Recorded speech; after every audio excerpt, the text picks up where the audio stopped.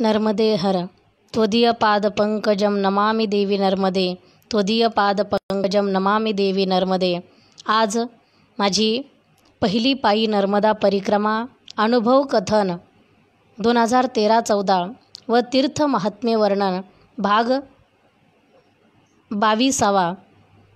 त्यासाठी मी हरिभक्तीपरायण सौ सीमाताई नवनाथ महाराज आहेर, श्री क्षेत्र ताहराबाद, तालुका राहुरी, जिल्हा अहमदनगर येथून आपल्यासमोर लाईव्ह येत आहे। आज नर्मदा परिक्रमा कथन 22व्या भागामध्ये ज्या ठिकाणी रात्री मुक्काम झाला ते ठिकाण म्हणजे अंकलेश्वर, की तिथे रामकुंड आहे आणि त्याच ठिकाणी खूप मोठा आश्रमही आहे, अन्नक्षेत्र आहे, गोशाळा आहे। अशा ठिकाणी मुक्काम झाला आणि तिथले जे महात्मा होते रामानंदाचार्य, त्यांनी सुद्धा खूप सुंदर व्यवस्था केली आणि आग्रहाने सांगितलं होतं रात्री झोपतानाच की सकाळी मी तुम्हाला जाऊ देणार नाही, कारण उद्या मकर संक्रांती आहे। म्हणून सगळेजण पहाटे लवकर उठलो। रामकुंड होतं जवळ, पण पाणी त्यामधलं स्नानासारखं नव्हतं। म्हणून तिथे आश्रमामध्येच टाकीवरती जे नळ आहेत आणि आम्हाला तर तशी व्यवस्था होतीच बाथरूमची, म्हणून वरतीच सगळ्यांनी स्नान वगैरे केलं आणि सकाळी लवकर आरती पूजा केली। आणि आता आरती पूजा झाल्यावर सगळेजण खाली आले। जवळजवळ 8 वाजले असावे। सकाळचे 8 वाजता सगळेजण खाली आल्यावर बाबाजींना आनंदच झाला। तिथल्या स्वामीजींनी सांगितलं, चला आता लगेच भजनाची तयारी करा। 8 वाजता एवढ्या लवकर? पण कुणाला गावात जाऊन काही सामान आणायचं होतं आणि मकर संक्रांती होती, म्हणून मला सुद्धा हळदी कुंकू आणायचं होतं आणि काही वाण वाटायला आणायचे होते, कारण 5 सुवासिनींना काहीतरी देऊ। आता प्रवासामध्ये तर जास्त मी काही करू शकत नव्हते, म्हणून माझे पतिदेव नवनाथ महाराज आणि आणखी एक जोडीदार घेऊन ते गावात गेले। ते थोडं काही सामान घेऊन आले आणि तिथं आल्यावर 9-9:30ला लगेच भजन सुरू झालं। त्यांनी सांगितलं आता 12 वाजेपर्यंत अखंड भजन झालं पाहिजे आणि ढोलक वगैरे एवढं सुंदर भजन। आम्ही जेव्हा भजन सुरू केलं तेव्हा आजूबाजूचे जे मंडळी होते सगळे आमच्या अवतीभोवती येऊन बसले आणि गावावर भरपूर लोक, गाव म्हणजे मोठं शहरच होतं, त्या शहरामधले इतके लोक त्या दिवशी पर्वकाळ आहे म्हणून तिथे दर्शनाला यायचे। आणि दर्शनाला येत असता स्वामीजीचा चौपाळा होता, त्या चौपाळ्यावरती ते बसले आणि कुणी भक्तांनी त्यांच्याकडे खूप मोठे चॉकलेट आणून दिले। इतके चॉकलेट, मोठा बॉक्स आणून दिला आणि त्यांच्याजवळ ठेवला। त्यांनी सांगितलं, जे भक्त दर्शनाला येतील, बाबाजींचं दर्शन घेतील, ते लगेच मुठीने चॉकलेट घ्यायचे आणि त्यांच्या हातात द्यायचे। आमचं भजन चालू होतं। सांगितलं सुरुवातीलाच, रात्रीचं जे गीत म्हटले ना, मेरे घर आना सावरिया तुझे जाने ना दूंगी, त्याच गीतापासून भजनाची सुरुवात करा। महाराजांनी पुन्हा तेच भजन म्हणायला लागले आणि भजन सुरू झाल्यावर बाबाजींना एवढा आनंद होऊ लागला। बाबाजी त्या बॉक्समधले चॉकलेट हाताने मुठीने घ्यायचे आणि असे आमच्या अंगावर फेकायचे, पण त्यांना काही एका हाताने त्यांचं मन भागेनानंतर दोन्ही हाताने घ्यायचे आणि असे वरती उधळायचे। एवढा आनंद वाटायचा। भजन म्हणणाराला सुद्धा आणखी जोम आला, कारण सगळे तर कीर्तनकार होते, भजनातले वारकरी होते, त्यामुळे सगळ्यांना भजनाची आवडच होती आणि त्यातले सगळे होते, म्हणून एवढं भजन रंगलं की हिंदी गवळणी, हिंदी गीतं, एवढं 12 वाजले कधी हे कळलं सुद्धा नाही। पण बाबाजी तर एवढे खुश झाले, बाबाजींना वाटायचं ह्यांना काय देऊ आता, असं झालं होतं। आणि लोक यायचे ना, ते सुद्धा एवढे कौतुकाने बघायचे, अरे कोण असेल। कुणी लोक विचारायचे कुठलं मंडळ आणलं हे, त्यांना वाटायचं आज मकर संक्रांती आहे, त्या निमित्ताने कुठलं तरी भजनी मंडळ आणलं असावं। बाबाजींनी सांगितलं, अरे ते परिक्रमावासी आहे, पण तुम्हाला एवढे सगळे कसे मिळाले? बाबा म्हटले, त्याला भाग्य लागतं, एवढे सगळे एका ठिकाणी आणि भजन म्हणणारे भेटण्यासाठी। बाबांना एवढा आनंद झालेला होता. मग भजन म्हणता म्हणता 12 वाजले. त्यांनी सांगितलं, आता आवरून ठेवा, जेवणाची वेळ झाली. जेवणाची वेळ झाली. आम्ही सगळ्यांनी आवरून ठेवलं आणि लगेच हातपाय धुवून जेवायला गेलो. पंक्ती बसलेल्या होत्या, आम्ही जाऊन बसलो. पण तिथले जे बाकीचे जे सेवेकरी मंडळी होते सगळेच, बाबाजींचे शिष्यमंडळ, ते सगळेच आम्हाला सगळ्यांनाच ओळखू लागले. त्यांनी सांगितलं की आता ना आज माणसं खूप आहेत आणि वाढणारे कमी आहेत. मग आमच्यातले हे सगळेच जण म्हटले, अरे आम्ही वाढतो ना, मग आम्ही सगळेच जण सहकार्य करू. आणि सगळ्यांनीच पात्र घेतले. वाढण्यासाठी एक एक पदार्थ घेतला आणि सगळेच जण वाढू लागले.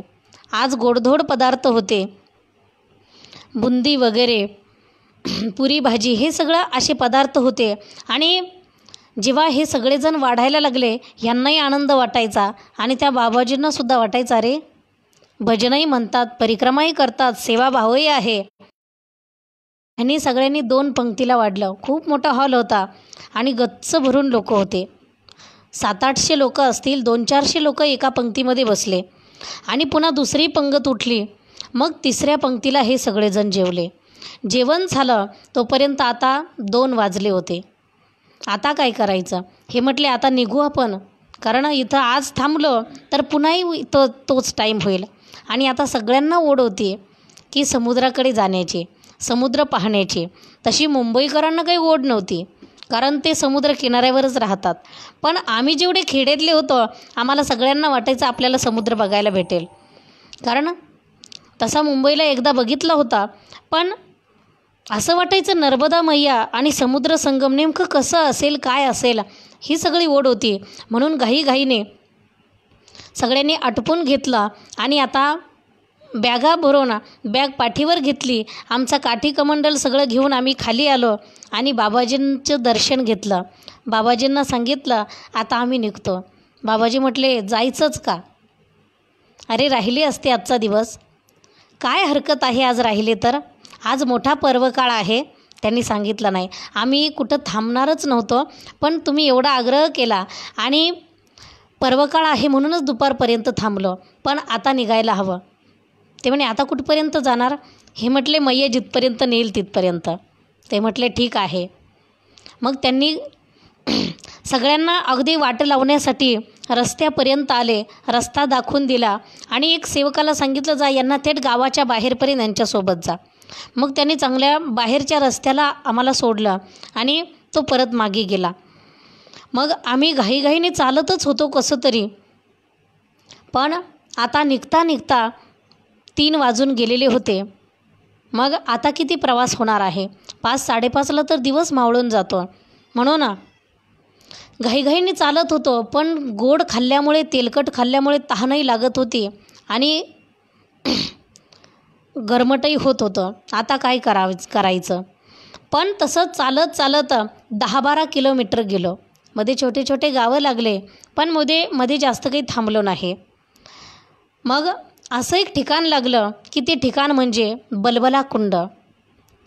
त्याची कथा मी एका व्हिडिओमध्ये केलेली आहे, सांगितलेली आहे. ती तुम्हाला नंतर ऐकायला मिळेलच. बलबला कुंड म्हणजे त्या ठिकाणी असं आहे की ज्यावेळी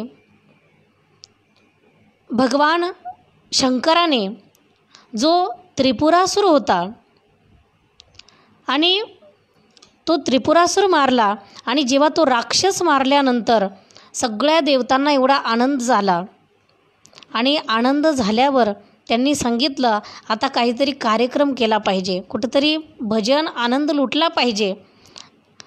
म्हणून सगळ्यांनी त्या ठिकाणी जिथं बलबला कुंड आज आहे त्या ठिकाणी कार्यक्रम ठेवला.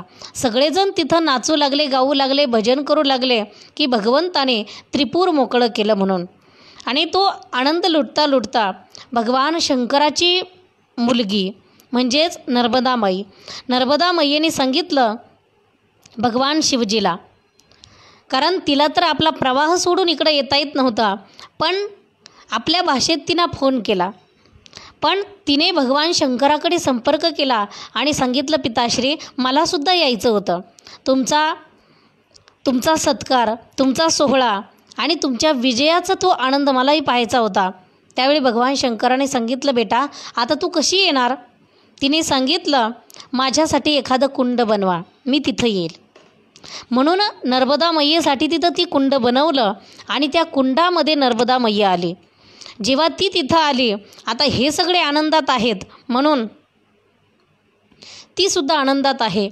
पण नर्मदा मैया प्रत्यक्ष कुंडात आली, तिच्यासाठी एवढा कुंड बनवला म्हणून सगळेजण नर्मदे हर भजन म्हणू लागले. नर्मदे हर भजन अगोदर म्हणत नव्हते असं त्यामध्ये उल्लेख आहे. पण जेव्हा नर्मदा मैया तिथं आली तेव्हापासून नर्मदे हर भजन म्हणायला लागले. आणि जसं जसं नर्मदे हर भजन ही इकडचे देव म्हणतील, नाचतील, तसतशी त्या नर्मदा मैया त्या कुंडामध्ये उकळ्या मारू लागली. आणि ती जेव्हा उकळ्या मारती आहे तेव्हा सगळ्यांना आणखी स्फुरण येतं आहे. म्हणून आजही त्या ठिकाणी गेलात तिथं खूप संशोधन झालं. त्या ठिकाणी परदेशातून काही तिथे संशोधन करण्याचा प्रयत्न केला, पण कुणाला तिथे काही सुगावा लागला नाही, कारण तिथे नर्मदा मैयाच प्रत्यक्ष आहे. आजही आपण तिथं कधीही गेलात आणि त्या कुंडाजवळ जाऊन मोठ्याने नर्मदे हर म्हटलं तर पाणी अगोदर एखाद्या ठिकाणी थोडं थोडं उकळ्या मारत असेल, लगेच दुसरीकडे बुडबुडी निघायला लागतात. म्हणून त्या बुडबुड्यांनाच बलबला कुंड म्हटलेलं आहे. आणि ते जी बुडबुडे आहेत तीच नर्मदा मैया आहे. आपल्या हाकेला ओ देती. खरोखर ती प्रत्यक्ष जेव्हा बघू ना तेव्हाच तो आनंद भेटतो आणि तेव्हाच ती अनुभूती येते की हे खरं असेल आणि हे किती विशेष असेल, काय मोठा चमत्कार असेल. म्हणून तिथे गेलो, ते कुंड वगैरे बघितलं, नर्मदा मैयेला हाक मारली आणि मैयेनीसुद्धा ओ दिली. खूप आनंद वाटला. आणि त्या बलबला कुंडाच्या ठिकाणी तिथेही खूप मोठा आश्रम आहे, मंदिर आहे. मग तिथे एका ठिकाणी, कारण तिथे खूप परिक्रमावासी होते मकर संक्रांतीमुळे, आणि एवढ्या सगळ्यामध्ये आम्ही एका कोपऱ्यात एका पडवीत तिथं आमच्या बॅगा ठेवल्या. आणि जेव्हा कुंडाजवळ गेलो तेव्हा मी माझ्या पतिदेवांना म्हटलं, अहो मला ना वाण द्यायचे आहेत. ते म्हटले ठीक आहे, मग घे सोबत. हळदी कुंकू घेतलं आणि ते वाणही घेतले. वाणासाठी ज्या 5 वस्तू आणल्या होत्या, म्हटलं नाही काही तर आपल्या 5 सुवासिनींना आपण काहीतरी देऊ. म्हणून 5 वस्तू ज्या आणलेल्या होत्या त्या घेऊन त्या बलबला कुंडावर गेलो. आणि तिथेच त्या कुंडाला चोहोबाजूने पायऱ्या आहेत. एका उत्तर बाजूच्या पायरीवर एक जोडपं बसलेलं होतं आणि त्यांच्यामध्ये एक छोटा मुलगा होता.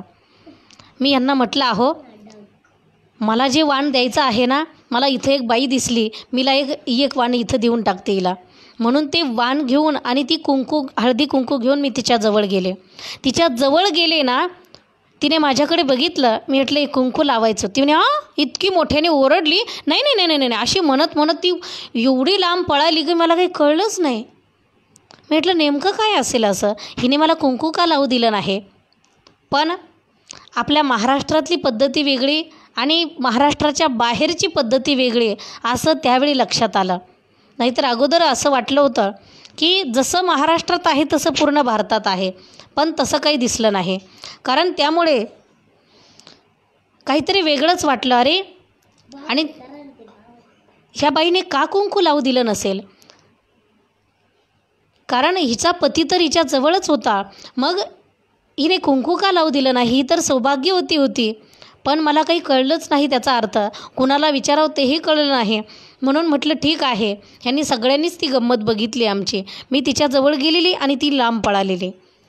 हे म्हटले जाऊ दे, इकडं काही वेगळी पद्धती असेल नसेल इकडं तसं काही कुंकू वगैरे लावण्याची पद्धत, जाऊ दे ठीक आहे, आपलं नर्मदा मैयाला देऊन टाक सगळे वाण.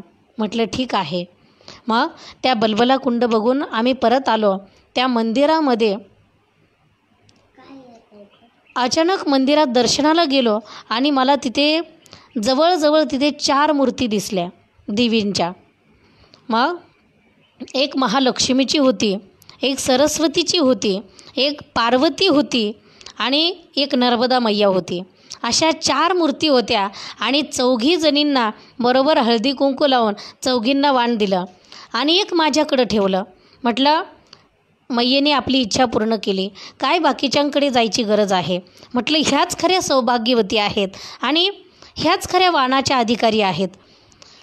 जरी स्त्रीला द्यायची इच्छा असली त्यांना जर ती जमत नसेल तर कशाला, म्हणून ठीक आहे म्हटलं. आणि आता तिथेच 5-5:30 वाजले, म्हणजे दिवस मावळायला लागला. बाकीचे लोक म्हटले, बाबाजी रुको, आता कुठं जाता. हे सगळेच म्हटले, घ्या थांबून. आणि जे रंगनाथजी महाराज होते त्यांनाही थोडा त्रास होत होता, कारण त्यांनीसुद्धा खूप भजन वगैरे म्हटले आणि आणखी तेलकट खाल्लं, त्यामुळे त्रास व्हायला लागला. म्हणून त्यांना 1-2 उलट्यासुद्धा झाल्या. म्हणून सगळेच म्हटले, जाऊ दे, त्यांची तब्येत बिघडली, आपण सगळेच थांबून घेऊ. म्हणून तिथे थांबून घेतलं. आणि त्या रात्री तिथे एक बाबाजी आले होते, म्हणजेच परिक्रमावासीच होते. त्यांनी सांगितलं, ते आम्हाला विचारू लागले, काय तुम्ही कुठून आलात. यांनी सांगितलं, आम्ही महाराष्ट्रातले आहोत. महाराष्ट्रातले आहोत, मग तुम्ही कुठून सुरू केले. म्हणे ओंकारेश्वरवरून. मग झाडीतून आलात का. हे म्हटले, हो. किती जण होते. त्यांनी सांगितलं, आम्ही 9 जण होतो. मग आणि ही माताजी पण तुमच्यासोबत होती का. त्यांनी सांगितलं, हो. अरे, ह्या माताजीला घेऊन तुम्ही जंगलातून आलात, शुलपाणीतून आलात. त्यांना इतकं विशेष वाटू लागलं. त्यांनी सांगितलं, आम्हीसुद्धा शुलपाणीतून आलो आहे. आम्हीसुद्धा 10-12 जण होतो, पण आमची ना शुलपाणीच्या जंगलात चुकामुक झाली. आणि मी जे होतो ना, मला हे सगळे म्हणायचे की तुम्हाला मग आमच्यासोबत येऊ द्यायचं नाही. पण ते तसे पंढरपूरचे ब्राह्मण होते. त्यांनी सांगितलं, पण थोडं आमच्यामध्ये असं थोडं बोलणं झालं, वादवाद झाले. आणि मग बोलता बोलताच काही मागे पुढे झाले आणि चुकामुक झाली आणि त्या बाकीच्यांना लुटलं. त्यांनी सांगितलं, माझासुद्धा मोबाईल वगैरे ते लोक, ते तरुण मुलं आदिवासी, ते हिसकवू पाहत होते. मोबाईल, पैसे. ज्यावेळी तो मोबाईल घेऊन एक जण पळाला, आम्हीसुद्धा 3-4 जण होतो, तरीसुद्धा आम्हाला लुटलं. मोबाईल घेऊन पळाला तेव्हा मी त्याला म्हटलं, अरे तुला ह्याचा काहीच उपयोग नाही. तुला पैसे पाहिजे असेल तर देतो, त्याचा तू उपयोग करशील. या मोबाईलमधलं तुला काय कळणार आहे. मी त्याच्यामध्ये लॉक टाकलेला आहे, तुला तो उघडणारसुद्धा नाही. मग तू काय करशील, विकूनच टाकावा लागेल. कोण घेईल तुझ्याकडून. आणि तुला कळेल का किती रुपयाला दिला पाहिजे. त्यापेक्षा तुला पैसे देतो. म्हणून मी त्याला 500 रुपये दिले आणि त्याच्याकडून मोबाईल घेतला. म्हणजे त्यांनी सांगितलं, आजही लुटतात, पण तुमच्यासोबत ही माताजी असतानासुद्धा का लुटलं नाही तुम्हाला. अरे, मैयाची विशेष कृपा आहे तुमच्यावर, म्हणून तुम्हाला लुटलं नाही. त्यांना खूप विशेष वाटलं. आणि त्या रात्री खूप वेळ सगळेजण तिथे खूप आनंदात होते, भजनं वगैरे म्हणत होते. कारण मध्य प्रदेशचे परिक्रमावासी होते, ते गाडीने चालणारे जास्त असतात. त्यांच्याकडे सगळं भजनाचं साहित्य सोबत असतं. जिथं जातील तिथं भजन करत बसतात. मग दुसऱ्यांनाही झोप येऊ देत नाही आणि तेही झोपत नाहीत. म्हणून जरा उशीरच झाला झोपायला, पण 10-11 वाजता, म्हणजे आरती पूजा तर लवकरच करून घेतली. आणि तिथे जेवणसुद्धा होतं. एवढ्या लोकांसाठी तिथं पंगत होती. पुरी भाजी, लाडू, वरण भात असं जेवण होतं. जेवण झालं आणि तिथे आराम झाला. पण आता म्हटले, आपण लवकर थांबलेलो आहोत, आपण फक्त 10-12 किलोमीटर चाललो आहे, जास्त चाललेलो नाही आहे. मग सकाळी लवकर उठायचं. पहाटेच उठलो. तिथे पाण्याची टाकी होती, नळावरचं स्नान केलं सगळ्यांनी. पटकन आरती पूजाही करून घेतली आणि उजाडता तिथून निघालो. मग कसं तरी 10 वाजेपर्यंत हासोटला गेलो. मध्ये छोटे छोटे गावं लागले, आस्था वगैरे गावं लागले, पण मध्ये काही व्यवस्था नसल्यामुळे मध्ये थांबलोच नाही. पण 10 वाजता त्या गावात पोहोचलो हसोटमध्ये. आता तर सगळ्यांनाच भुका लागलेल्या होत्या, पण रंगनाथ महाराजांना त्यांना जुलाबही झाले होते आणि उलट्यासुद्धा झालत्या. त्यांना रात्री खूप त्रास झाला होता, अगदी गळून गेले होते आणि सकाळपासून पुन्हा चालले. एवढा चाललेले असल्यामुळे जवळजवळ 15-18 किलोमीटर ते अंतर असावं, एवढं चाललेले होते. म्हणून तिथं एक दवाखाना होता. त्या दवाखान्यामध्ये अपूर्वानंद महाराज, शास्त्री महाराज, संदीप भाऊ हे सगळे त्यांना दवाखान्यात घेऊन गेले. आणि आता तो समुद्राचा जवळचाच भाग होता, त्यामुळे तिथे मच्छी खूप होती. इतका सगळा त्याचाच घुमघमाट होता, एवढा वास यायचा. आता काय करावं, एवढी दुर्गंधी होती त्या गावामध्ये, असं वाटायचं इथून कधी बाहेर पडो. पण हे दवाखान्यात गेलेले असल्यामुळे आम्हाला पुढेही जाता येत नव्हतं. म्हणून तिथंच एका बाजूला थांबलो. पण जिकडे तिकडे मच्छीवालेच बसलेले होते. कसं तरी नाकाला पदर लावून उभा राहिलो. हे दवाखान्यातून आले तेव्हा आम्ही सगळेजण पुढे चालू लागलो. पुढे गेल्यावर डाव्या हाताला तो फाटा वळला आणि डाव्या हाताने बरंच अंतर चालून गेल्यावर गावाच्या शेवटी एक हॉटेल होतं रोडच्या कडेलाच. म्हटले अरे इथं गावातसुद्धा आश्रम आहे, पण तिथं फक्त सदाव्रत दिलं जातं. बाकीचे सगळेजण म्हटले आता रंगनाथजीलाही बरं वाटत नाही, कुठं खाण्यापिण्यात स्वयंपाक बनवितात वेळ घालवता. कारण आता सगळ्यांना ओढ होती समुद्राची. कसं तरी समुद्रापर्यंत आज संध्याकाळी गेलो पाहिजे. ह्या आनंदाच्या भरात त्यांनी सांगितलं नाही आपण हॉटेलमधलंच काहीतरी घेऊ. म्हणून तिथं रस्सा आणि पाव घेतला. पण रस्सा आणि पाव खात असताच एक मनुष्य आला. त्यांनी सांगितलं नर्मदे हर.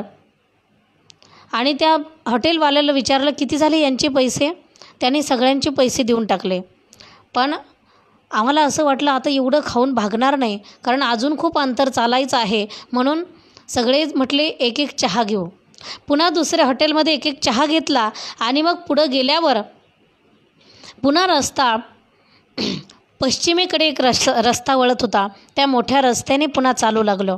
आता तो रस्ता इतका मोठा होता, डांबरी रस्ता होता. दोन्ही बाजूंनी झाडं होते आणि दोन्ही बाजूंनी नाला होता.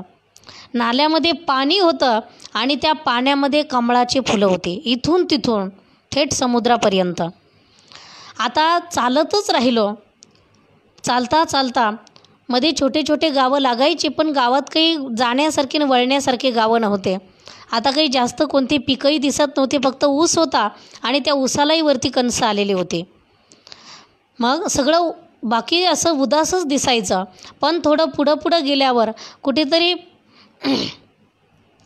एक आश्रम दिसू लागला. तो आश्रम म्हणजे रस्त्याच्या डाव्या बाजूला होता ते हनुमान टेकडी म्हणून मोठं शनी मंदिर आहे. तिथं हनुमानजीचं मंदिर आहे. आणि त्या आश्रमात जेव्हा गेलो, आता तिथे जाता जवळजवळ 1-1.5 वाजला होता. जेवणाची वेळ तर होऊन गेलेली होती. पण तिथं गेल्यावर तरीसुद्धा तिथल्या महात्माजीने विचारलं अरे भोजन किया का. हे सगळे म्हटले नाही. चला मग. त्यांनी सांगितलं लगेच सगळ्यांनी जेवण करून घ्या. आणि आम्ही जेवायला बसलो. त्यांनी खिचडी भात रोट्या आम्हाला जेवायला दिलं. सगळेजण जेवले. अचानक हे सगळं जेवण मिळालं होतं. आणि जेवण झाल्यावर सांगितलं तिथं चहा आहे थर्मासमध्ये, सगळ्यांनी पुन्हा एकदा चहा घ्या. सगळ्यांनी चहा घेतला आणि सांगितलं आज थांबता का. सगळेच म्हटले नाही, समुद्राला जायची ओढ आहे सगळ्यांची, म्हणून आज काही थांबायची इच्छा नाही. त्यांनी सांगितलं ठीक आहे. तिथला शिक्का घेतला आणि तिथून पुढे 7-8 किलोमीटर 10 किलोमीटर असेल विमलेश्वर म्हणून डांबरी रस्ताच होता.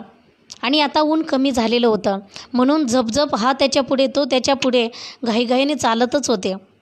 मध्ये एक उजव्या हाताला एक रस्ता लागला आम्हाला कोटेश्वरला जाण्याचा. पण तिकडे काही गेलो नाही, कारण परिक्रमेचा शेवट हा विमलेश्वरलाच असतो, म्हणजे या तटाचा. म्हणून विमलेश्वरला गेलो आणि विमलेश्वराचं दर्शन घेतलं. तिथे 2 शिवलिंग आहेत. दोन्हींचं दर्शन घेतलं आणि दर्शन घेऊन तिथला शिक्का घेतला. तिथे एक राम मंदिरसुद्धा आहे. आता तर तिथं खूप भव्य आहे, पण तेव्हा असं काही नव्हतं. म्हणून दर्शन घेऊन पुन्हा त्याच मंदिराला उजव्या हाताला धरून पलीकडे एका बाजूने नुसती आणि एका बाजूने नुसती मिठाची शेती होती आणि लांब समुद्र दिसत होता. आता दिवस मावळायला चाललेला होता. अजून 3 किलोमीटर जायचं होतं.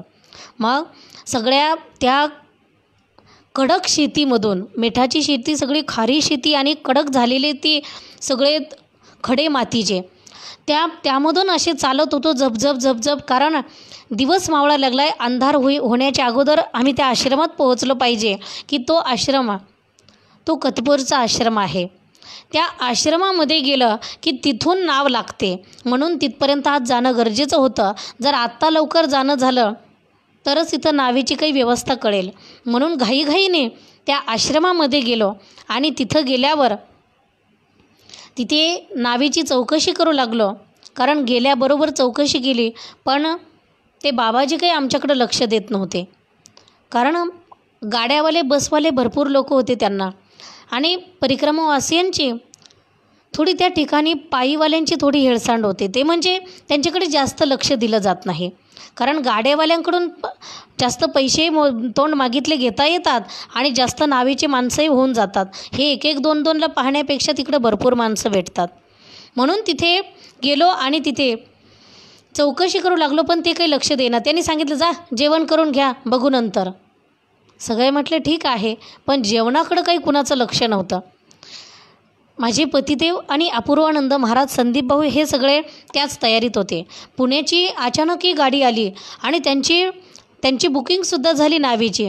मग त्यांच्यासाठी सेपरेट एक नाव दिली, पण आम्हाला का आमचे नाव घेत नाही म्हणून हे सारखे त्यांच्या मागे फिरायचे. कारण गाडीवाल्याला भाडं जास्त होतं, 150-200 रुपये असेल आणि पायीवाल्याचं 100 रुपये. म्हणून ह्यांनी कसं तरी त्यांना सांगितलं आणि आमचं नाव एका साधूंचे, काही साधू मंडळी होते त्यांच्यामध्ये आमचं नाव दिलं.